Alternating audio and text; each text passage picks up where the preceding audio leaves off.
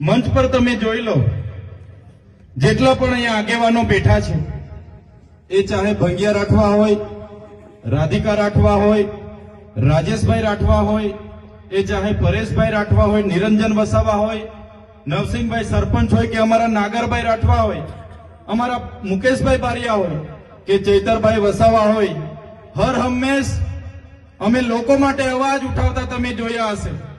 તમે મોબાઈલ ખોલતા હશો તો અમે લોકો માટે લડતા હશે, વિડીયો તમારામાં આવતા હશે.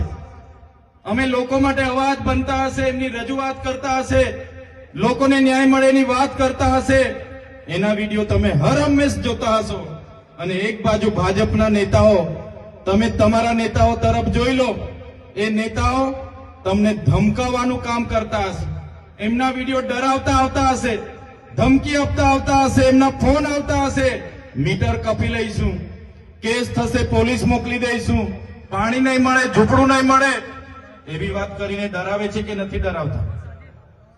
ભાજપના નેતાઓ ડરાવે છે ને. ત્યારે એક બાજુ લોકોના અવાજ બનવા વાળા લોકો અમે બેઠા છે, તમારી લડાઈ લડવા વાળા લોકો અમે બેઠા છે, અને એક બાજુ આપણા લોકોને ડરાવવાની, ધમકાવવાની, દબાવવાની, રેડ પડાવવા વાળા લોકો બેઠા છે. ત્યારે એની સામે જે આજે તમારી હજારોની ઉપસ્થિતિ છે, તો આ મંચ પરથી મને એટલી ખાતરી થઈ ગઈ છે, એટલો વિશ્વાસ થઈ ગયો છે કે આવનારા દિવસોમાં આજે જે તમારી ઉપસ્થિતિ અમને બતાવે છે કે આવનારા દિવસોમાં જો આ વિસ્તારમાં ક્રાંતિ થશે તો આપણા છોટાઉદેપુર તાલુકાની ધરતી પરથી ક્રાંતિ થવાની છે. 2 દિવસ પહેલા અહીંયા કેબિનેટ મંત્રી આવ્યા હતા ને, એમના સાંસદ, એમના મંત્રી, એમના માજી મંત્રી, બધા જ લોકો આવ્યા અને એમણે એમના સરકારે લોકો માટે શું કર્યું એની વાત નહીં કરી. 30 વર્ષના શાસનમાં શિક્ષણમાં શું કર્યું, આરોગ્ય માટે દવાખાનામાં ડોક્ટરો, સાધનો શું કર્યા, કેટલા લોકોને સિંચાઈના બોર કરી આપ્યા, કેટલા ગામોમાં રસ્તા બાકી છે, કેટલા ગામોમાં આંગણવાડી કેમ બાકી છે, શાળાઓ કેમ બનતી નથી, યુવાનોને રોજગારી કેમ મળતી નથી, મનરેગામાં બચુભાઈ ખાબડના દીકરાએ કઈ રીતના કૌભાંડ કર્યું, નળમાંથી પાણી કેમ આવતું નથી, એની એક પણ નેતાએ વાત કરી નથી. બધા જ નેતાઓએ કીધું કે બહારના લોકો અહીંયા આવે છે, અમારા લોકોને ગેરમાર્ગે દોરે છે અને જતા રહે છે. ભાઈ, તમે ગેરમાર્ગે દોરાઈને અહીંયા આવ્યા છો? બધા ગેરમાર્ગે દોરાઈને અહીંયા આવ્યા છો? તો આ નેતાઓ તમે જોઈ લો. ભાઈ, તમે 30 વર્ષમાં તમારી સરકારમાં શું કર્યું? કવાંટમાં કેમ તમે તુરખેડામાં આજ દિન સુધી રસ્તો નથી બનાવ્યો? આજે કવાંટના કેટલાય ગામોમાં આંગણવાડી નથી બનાવી. આજે કેટલાય ગામોના બાળકો શાળામાં ભણે છે પણ ઓરડાઓ નથી. એની વાત કેમ નથી કરતા?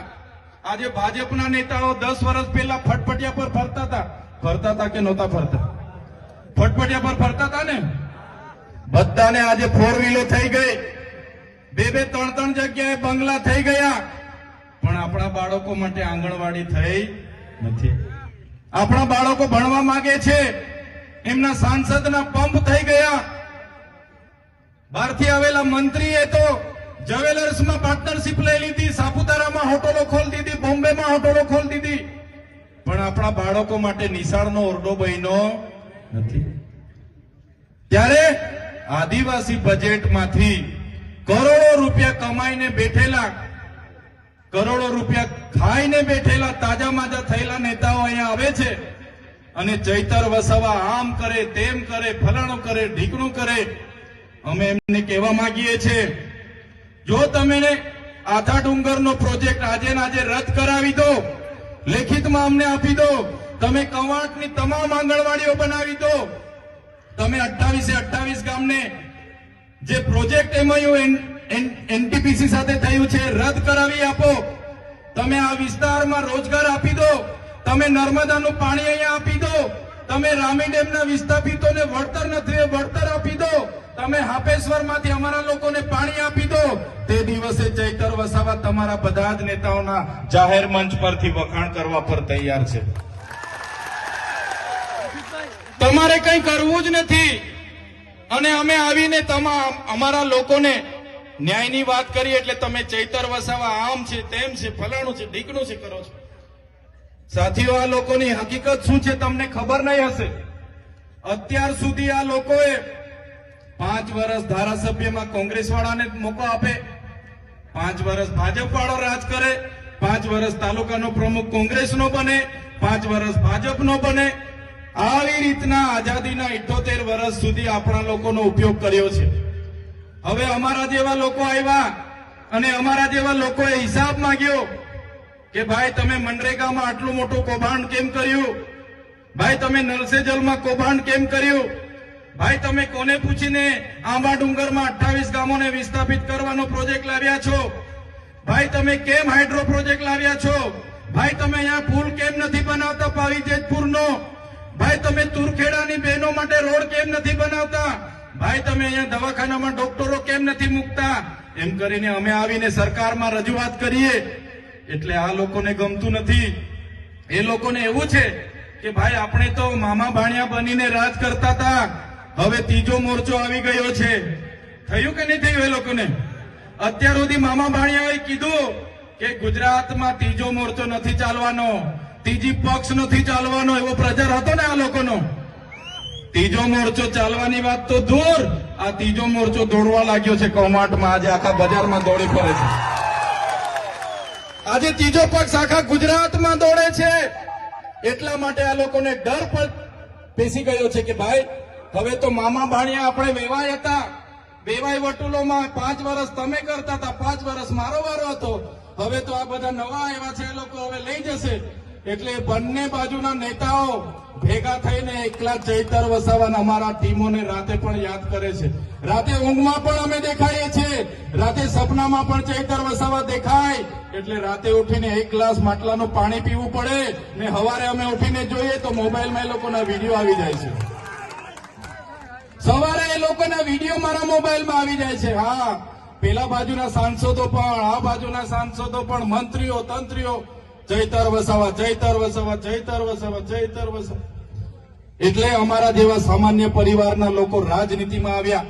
આજે પરેશભાઈ જેવા રાજનીતિમાં આવ્યા, રાજેશભાઈ રાજનીતિમાં આવ્યા, નિરંજનભાઈ રાજનીતિમાં આવ્યા અને અમે ચોખ્ખી રાજનીતિ કરીએ છીએ. ઈમાનદારીપૂર્વક, પ્રમાણિકપૂર્વક અમારા લોકોને ન્યાય મળવો જોઈએ એની વાત કરીએ છીએ, શિક્ષણ મળવું જોઈએ એની વાત કરીએ છીએ. એટલા માટે હવે આ લોકોને ખબર પડી કે આપણી તો સત્તા જવાની, આપણી તો ખુરશી જવાની. અત્યાર સુધી તો ખોટું બોલી બોલીને મત લીધા, હવે ચાલવાનું નથી. ત્યારે આજે નેતાઓ પણ રોડ પર ઉતરીને 2 હાથ જોડે છે. આજે રોડ પર ઉતરીને ડિસ્કો કરે છે, નાચણું કરે છે. આવનારા દિવસોમાં અમારી ટીમ એટલી મહેનત આ વિસ્તારમાં કરશે તમારા માટે, એટલા પ્રયાસ આ વિસ્તારમાં કરશે કે તમારા સાંસદ, તમારા મંત્રી તંત્રી, તમારા તલાટી કમ મંત્રી તમને નહોતા મળતા ને, થોડા દિવસ ખાલી અમને આપો, આ તમારા મંત્રી તંત્રીઓ તમારા ગામડે ગલીએ ગલીએ અમે ફરતા કરી દઈશું. એ લોકો ચૂંટણી આવે અને બહાર નીકળતા હતા, હવે તમારા 12માં પણ આવશે, તમારી ભજનમાં પણ આવશે, તમે છઠ્ઠીમાં બોલાવશો છઠ્ઠીમાં પણ આવશે, અને તમે કહેશો ભાઈ ગોદ ભરાય છે તો તેમાં પણ આવશે, કહેશો કે ભાઈ આણું છે આણુંમાં આવજો તો આણુંમાં પણ આવશે. કેમ કે ત્રીજો મોરચો ચાલવા લાગ્યો છે, દોડવા લાગ્યો છે. એમની ખુરશીઓ અને સત્તાઓ જતી રહેવાની છે, એટલા માટે આ લોકો આજે અમને ટાર્ગેટ કરે છે. પણ મારા સાથીઓ, અમે કેમ કવાંટમાં આવીએ છીએ? અમે કવાંટમાં એટલા માટે આવીએ છીએ, અમારે તુરખેડામાં અમે તે વખતે ગયા, અમારી જ્યારે યુવાન દોત દીકરી, અમારી બેન રસ્તો ન હોવાથી એને એમ્બ્યુલન્સ ન પહોંચી, ડિલિવરીની પીડાથી એની પીડા ઉપડી અને ગામના યુવાનો ઝોલીમાં લઈને જતા હતા. એ બેન રસ્તામાં મરી ગયા. એ બેનના ઘરે હું ગયો અને દીકરો નાનો હતો, એ દીકરો રડે, એનો પરિવાર રડે, ત્યારે અમે બેનનું દુઃખ અમે મહેસૂસ કરીએ છીએ. જે બેન સાથે આ થયું એ આ ભાજપના નેતાઓને ખબર નથી પડતી. જે દિવસે આ ભાજપના સાંસદ, એમના મંત્રી, એમના ધારાસભ્યની બેન, પોતાની દીકરી સાથે આ રીતના જોલીમાં મૃત્યુ થશે ને, તે દિવસે આ લોકોને ભાન આવી જશે કે ડિલિવરીની પીડા શું હોય છે. અમે આ કવાંટની દીકરીને અમારા પોતાની બેનનું દુઃખ સમજીને મહેસૂસ કરીએ છીએ. અમારા ખેડૂત સાથે આજે અન્યાય થાય છે, અત્યાચાર થાય છે, અમારા યુવાનો સાથે આજે લાઠીચાર્જ થાય છે. અમારા યુવાનો ભણી ગણીને આગળ વધે પણ એને રોજગાર નથી મળતો, નોકરી નથી મળતી, પેપરો ફૂટે છે, નલ સે જલના નામે કરોડો રૂપિયાના કૌભાંડો થાય છે. આજે ગામડામાં રોજગારી આપવા માટે મનરેગા હતી, એમાં મંત્રી અને તંત્રીએ કરોડો રૂપિયાના કૌભાંડો કર્યા.